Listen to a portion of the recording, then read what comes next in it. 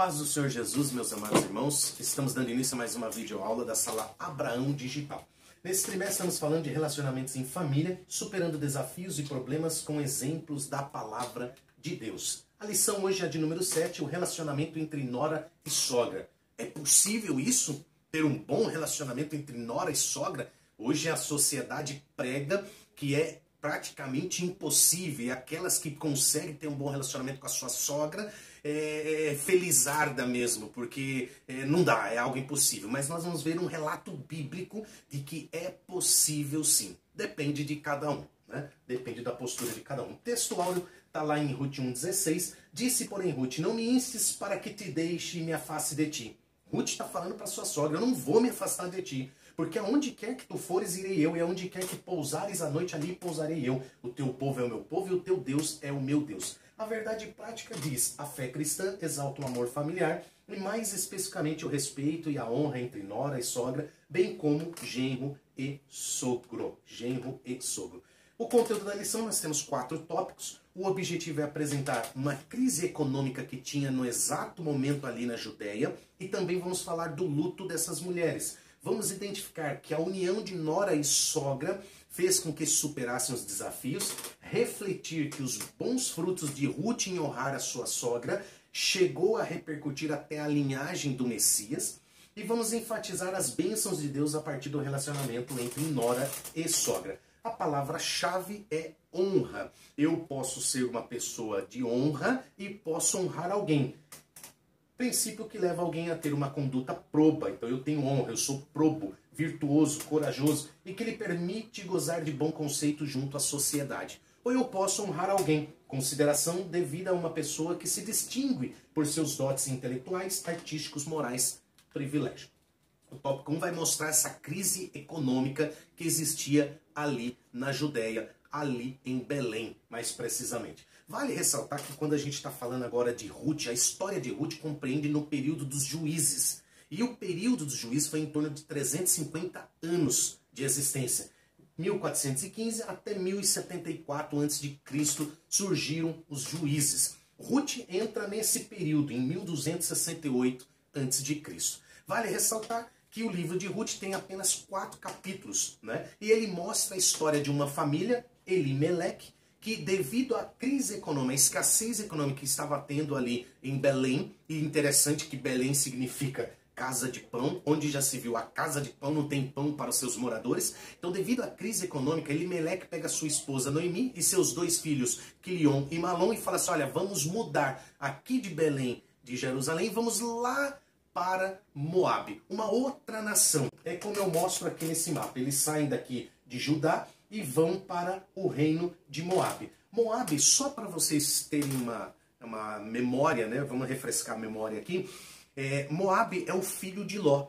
Ló, quando Deus ordena que destruiria Sodoma e Gomorra, e a mulher de Ló morre, vira uma estátua de sol porque olhou para trás.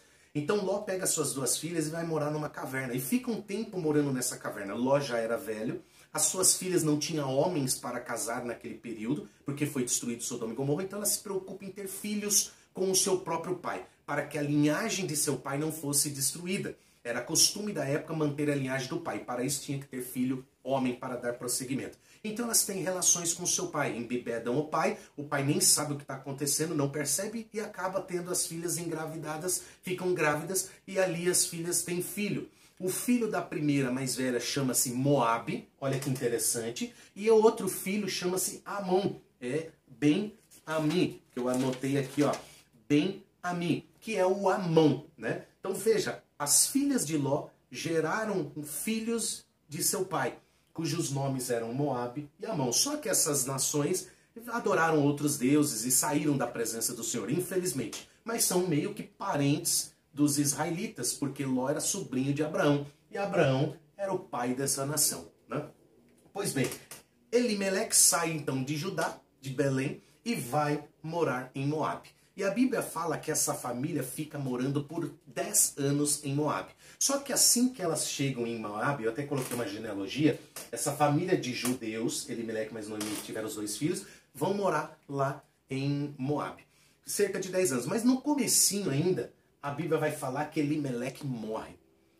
Logo, Noemi ficou viúva e ficou muito triste. E Noemi vê que seus filhos precisam casar. E eles casam-se, mas casam-se com duas mulheres moabitas. Quilion casa com Orfa e Malom casa-se com Ruth.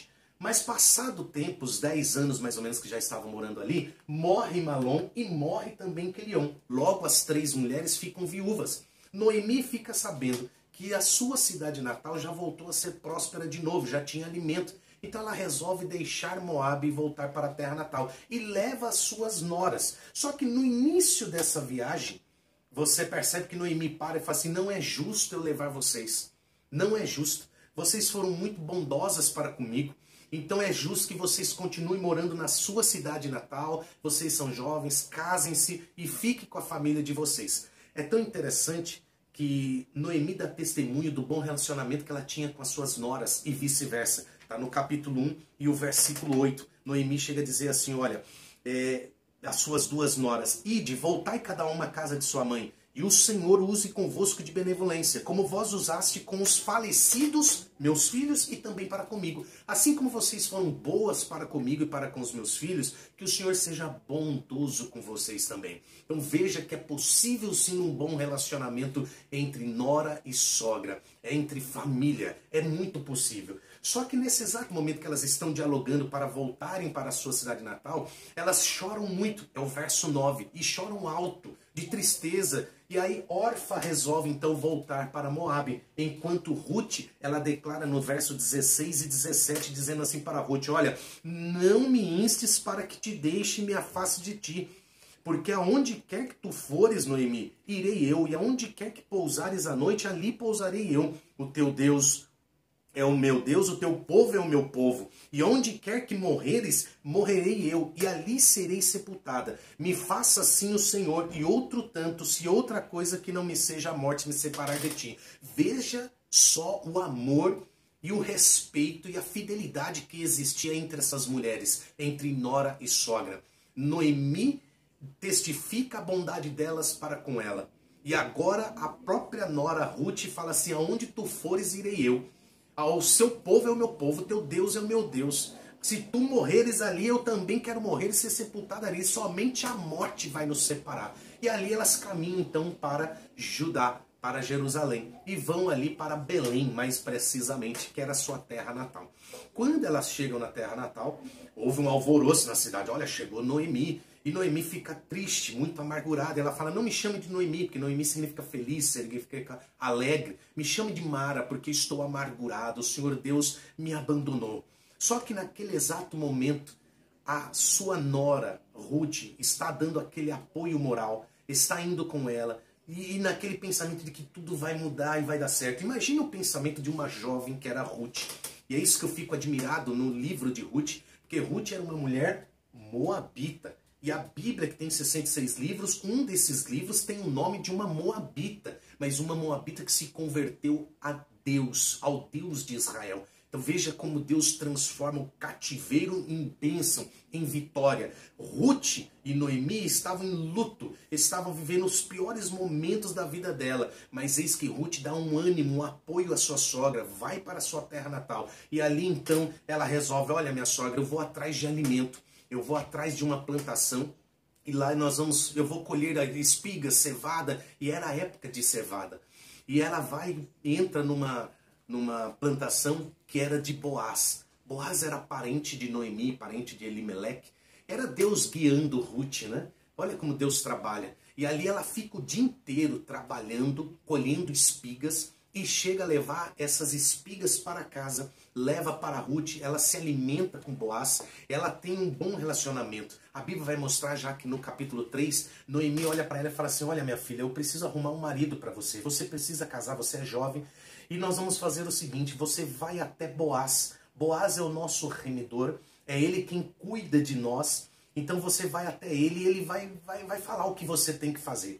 E ela vai lá, se encontra com Boaz e ela fala assim, olha Boaz, você é o nosso remidor, você tem que cuidar de mim, você tem que cuidar de nós. Ele olha para ela, ele é um homem muito bondoso, generoso, a tal ponto de ele falar assim, realmente, mas antes de mim tem um remidor que é um parente mais próximo. Ele tem o direito primordial de comprar as propriedades de Elimeleque, seu sogro, e também de casar contigo, se for o caso.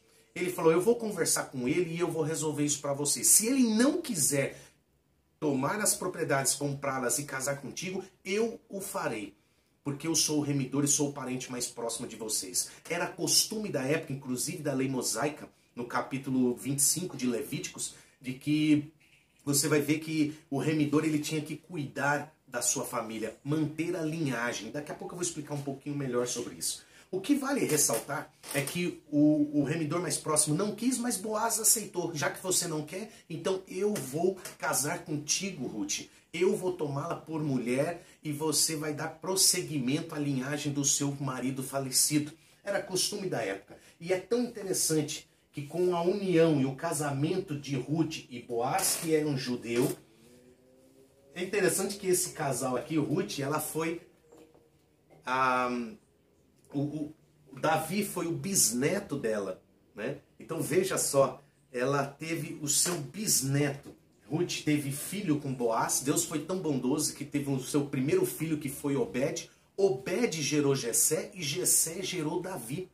Mal sabia Ruth e também Noemi que Deus estava transformando esse cativeiro em bênção, porque foi através da união de uma moabita e um israelita, Ruth e Boaz, que veio 3 gerações depois o rei Davi. E nessa linhagem lá na frente veio Jesus o Messias. É tão interessante ainda que o nascimento tanto de Davi, que está aqui em 1 Samuel 16:1 e Miqueias 5:2, e de Jesus, foi lá em Belém, Belém Efrata, onde Ruth e Noemi voltaram em Belém. Veja como Deus trabalha. Talvez hoje a gente está vivendo um período de luta, de escassez, de dificuldade, achando que não tem mais saída para nada. Mas saiba, persevera, lute, batalhe, seja humilde, busque a direção de Deus, porque Deus tem o poder de transformar esse cativeiro, esse lugar fúnebre, em lugar de alegria, de bênção e de vitória. Olha só o tópico 2, vai falar superando as crises existenciais.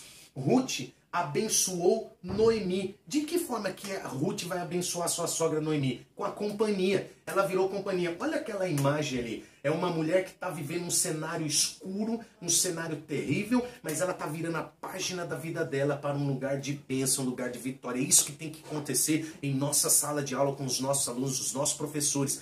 Acreditar no milagre, olhar com os olhos de Deus. Noemi abençoou Ruth. De que forma? Preparou um marido para ela, que foi Boaz. Boaz abençoou Ruth. De que forma? Dando-lhe um filho, que foi Obed. Obed gerou Jessé, que gerou Davi, e veio a linhagem até o Messias, Jesus Cristo.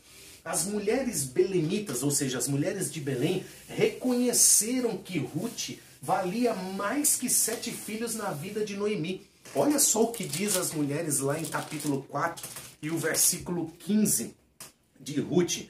Ele te terá, será recriador da alma e conservará a tua velhice, pois a tua nora que te ama o teve, e ela te é melhor do que 7 filhos. Veja que as mulheres belemitas reconhecem que Ruth é uma bênção na vida de Noemi, que estava tão triste. Mas agora Deus já estava virando o cativeiro. Agora estavam superando as crises. Mas para eu superar a crise, meu irmão, eu tenho que me dar bem com a minha sogra, com o meu sogro. Eles têm que se dar bem para comigo. Ah, mas é difícil. Aí falta alguma coisa. Nós vamos ver aqui, ó, para a nossa meditação.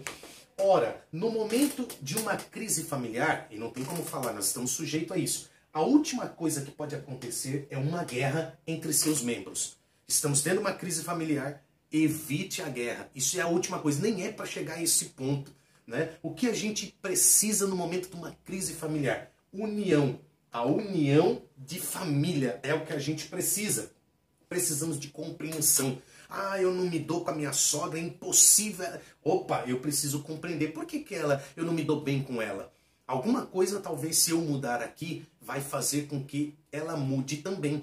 Então eu preciso compreender a minha sogra ou o meu sogro e vice-versa. A sogra também precisa compreender a nora ou o sogro, o genro, melhor dizendo. Eu preciso ter respeito por ela. Eu preciso ser humilde a tal ponto de chegar na casa dos meus sogros e saber que a casa lá é deles e não é minha. Então eu tenho que saber até onde eu posso chegar, ser humilde para respeitá-los. E aí eu coloco que a fé é muito importante para essa união e também amor. a gente tem que ter o amor, né? Um fruto do Espírito, um deles é o amor. A gente tem que exalar tudo isso daí. Pois bem, avançando mais um pouquinho, fé e trabalho numa nova perspectiva. Com o retorno ao Belém, né? A Belém, e aí a gente está voltando à história delas, elas voltam, causam um alvoroço na cidade, como eu já citei. A cidade ficou assim, até Ruth falou, não, eu sou amargurada, mas Deus mudou o cativeiro dela. A sua humilhação e tristeza, né, começaram a ser transformadas em alegria. Olha como Deus muda o cativeiro delas. Sogra e nora juntas, vivendo da fé. Então elas viveram da fé, não tinham que se alimentar. Mas Ruth falou, eu vou atrás de alimento. Ficou o dia inteiro trabalhando, colheu espigas. Né? E eu até coloquei uma tabela aqui. O dia inteiro, a Bíblia vai falar lá em Ruth, capítulo 2, versículo 15, que Ruth colheu o dia inteiro um éfa de cevada. Um éfa de cevada é igual a 25 quilos. Então veja, o dia inteiro ela trabalhou para colher 25 quilos de milho. E é interessante que o peso de milho, você tira os milhos, né, da espiga, ela é em torno de 170 gramas. E eu fazendo um cálculo aqui para chegar a 25 quilos, pelo menos 150 espigas de milho ela colheu. E no final do dia ela ainda debulhou o milho e levou só os milhos para a sua sogra. Então veja só como essa mulher, ela é trabalhadora, ela era respeitada, era uma mulher de valor. O próprio Boaz, antes de casar com ela, reconheceu que ela era uma mulher excepcional. Ela estava fazendo algo pela sogra dela que ele respeitava muito isso. E por isso ele falou, eu vou te ajudar. Eu vou te ajudar até o fim. A tal ponto que casou com ela e remiu a família, comprou as propriedades, né? Bom, bem, o último tópico, e aqui é importante, tem dois assuntos que a gente precisa mostrar. Ruth encontra o remidor da família. A gente precisa citar que existia a lei em favor do pobre estrangeiro e da viúva, que está lá em Levítico, depois vocês dêem uma olhada nessas referências. O que dizia essa lei em favor do pobre? Que o pobre ele ia até uma plantação, seja ela de trigo, seja ela de cevada, seja ela de milho, o que for, de uvas, não tem problema. O pobre ou o estrangeiro, e ela era estrangeira, ou a viúva, ela ia lá e quem estava colhendo, aquilo que ficava, ó, não colhe as espigas na beira do campo. Na beira do caminho, eles não podiam colher, era a lei mosaica, a lei de Moisés. Por quê? Justamente para alimentar os pobres. Os pobres podiam entrar na propriedade e colher essas espigas, e colher essa uva, o que for. E também não volte para pegar as que ficaram. Então, às vezes, eles estavam colhendo, mas ficou alguma coisa para trás. A lei de Moisés era para que eles não voltassem. Por quê? Para que esses tivessem um amparo. E também não eram para pegar as que caíram. Se estava colhendo e caísse fora do saco, não era para colher, era para deixar para ela. E esse foi justamente o serviço de Ruth. Ela estava ali junto com os que estavam colhendo, e o que caía, o que sobrava, ela ia colhendo, e ali ela conseguiu aproximadamente 150 espigas. Outro ponto importante, que é a lei favorável à viúva. O que a lei mosaica dizia? E aí está lá em Levítico 25 e tal, e outras referências que você pode pesquisar com o tempo depois. A lei mosaica dizia o seguinte: faleceu um cônjuge, um marido, e ela teria que casar com um irmão. Não tendo irmão, teria que ser o parente mais próximo. Tudo isso para manter a linhagem, como eu disse no início da aula. Então, para manter a linhagem, o parente mais próximo casava com essa viúva e lhe dava um filho. E esse primeiro filho, o homem, ele era considerado o filho do falecido. É o que eu coloco aqui, ó. Parente mais próximo do marido falecido cuidava da viúva, comprava a propriedade do falecido.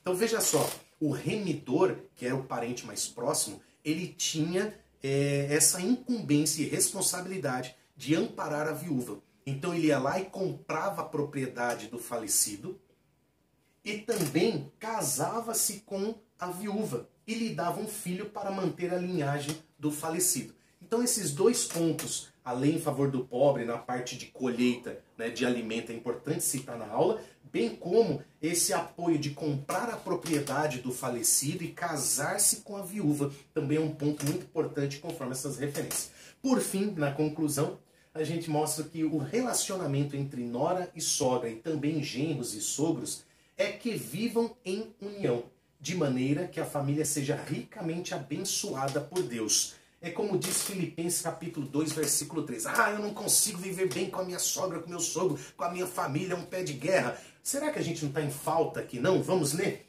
Nada façais por contenda ou por vanglória, mas por humildade. Irmão, quando você se torna humilde, você se humilha, as portas se abrem. Cada um considere os outros superiores a si mesmo. Se eu estou tendo muito problema de relacionamento com a minha sogra, se eu a partir de hoje me humilhar e considerá-la mais superior a mim, pode ter certeza que as coisas começam a mudar. Meu amado, que Deus te abençoe e que você tenha uma ótima aula em nome de Jesus.